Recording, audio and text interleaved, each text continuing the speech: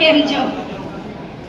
સતત આપણે બધા 10:30 થી સાંભળીએ છીએ, એટલે આજનો આ વિશેષ શુભ પ્રસંગ મંચસ્થ મહાનુભાવો અને આપ સર્વ મારા વડીલો, આમ તો અત્યારે ચૈત્રી નોરતા દેવીઓના ચાલે છે, પરંતુ આજે એક સાથે આટલા બધા દેવોના દર્શન થયા ચૈતન્યની અંદર, એટલે હું આજે મારી જાતને બહુ ભાગ્યશાળી સમજું છું.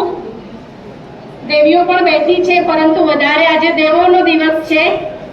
અને આપ સર્વ મેં જોયું કે શાંતિ અને ધીરજના દેવતા બનીને બેઠા છો, કારણ કે બહેનો આપસની અંદર સાંભળ્યું પણ છે ને અનુભવ પણ કર્યો છે, પણ ભાઈઓનું સાંભળે બહુ મોટી વાત છે. એકવાર તમારા બધા માટે તાલી પાડ દો ભાઈ.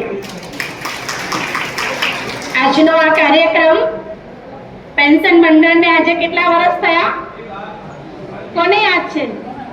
37મા વર્ષમાંની પ્રવેશ કરી રહ્યું છે, ત્યારે બ્રહ્માકુમારી સંસ્થા તરફથી હવે શુભેચ્છા આપીશ. એવું કહેવાય છે કે કોઈ પણને જ્યારે સીટ સોંપવામાં આવે છે, એ સીટને સંભાળનાર વફાદાર હોય અને કાબિલિયત હોય ને, તો કહેવાય છે કે જેનો સેનાપતિ બરાબર હોય તો એની સેના જબરજસ્ત હોય. તો આપણા આજે વિશેષ બચુ દાદા એક એવું ઉદાહરણ છે. આટલા વર્ષોથી જે મંડળને સંભાળી રહ્યા છે અને બધાના દિલની શું લઈ રહ્યા છે? દુઆઓ લઈ રહ્યા છે. અમે પણ આજે એવા આશીર્વાદ આપીએ છીએ કે આપણું ખેડા પેન્શન મંડળનું ગ્રુપ ફલે ફૂલે, ખૂબ આગળ વધે અને ગુજરાતમાં ભારતમાં એની બોલબાલા થાય. અને આજનો વિશેષ દિવસ તો કહેવાય છે કે સન્માનનો છે અને મળવાનો છે. કહેવાય છે કે અથાણાને હલાવતા રહીએ તો સારું રહે અને સંબંધોની અંદર મળતા રહીએ તો સારા રહે. તો આજનો દિવસ મળવાનો છે, ભાષણનો નથી. એટલે બધા મને જોઈને ડરતા નહીં. કહેવાય છે કે સમાજની અંદર જે સારું કામ કરે છે એનું સન્માન થાય છે અને એને ખુશી મળે છે. પરંતુ એક જ વાત કહીશ કે તમે જે કામ કરો ને એને ખુશીથી કરો.